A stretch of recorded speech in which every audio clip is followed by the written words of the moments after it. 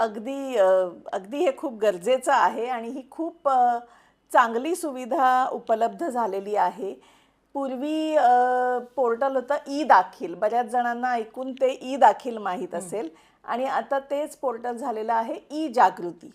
आणि या ई-जागृतीवर आता आपण जिल्हास्तरीय असो, राज्यस्तरीय असो किंवा राष्ट्रीय स्तरीय असो, आपल्याला सगळीकडच्या कंप्लेंट्स या आधी ऑनलाईन फाईल करायच्यात. बरं.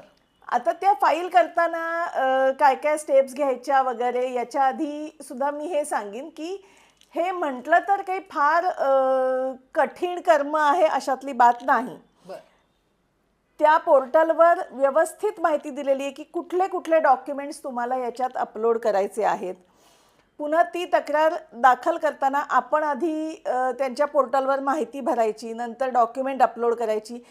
या एक एक त्यांच्या विंडोज स्टेप बाय स्टेप उघडत जातात आणि अपलोड करण्याची एक लिमिट असते त्याच्या डॉक्युमेंटची. त्यानुसार आपण PDF फाईल 20 MBच्या खालच्या साईजची प्रत्येक डॉक्युमेंटची आपल्या बनवून ठेवली की ती अपलोड करणंही सोपं होऊन जातं. दुसरं म्हणजे ते अपलोड करून झाल्यावर आपल्याला एक ई-फायलिंगचा नंबर मिळतो. ई-फायलिंगचा नंबर मिळाल्यानंतर आपली केस ही स्क्रुटिनीसाठी असते. बरं.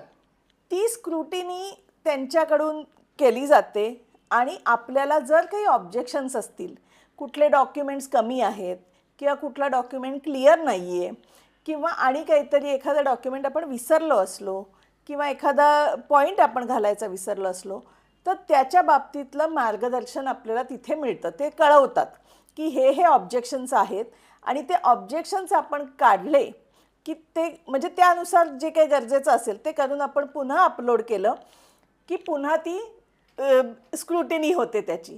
आणि जेव्हा ती स्क्रुटिनी पूर्ण होते आणि कंप्लेंट ज्या पद्धतीने कोर्टात यायला हवी, ज्या सगळ्या कागदपत्रांसह यायला हवी, ते सगळं कन्फर्म झालं की मग ते आपल्याला सांगतात की आता तुम्ही कोर्ट फी भरा.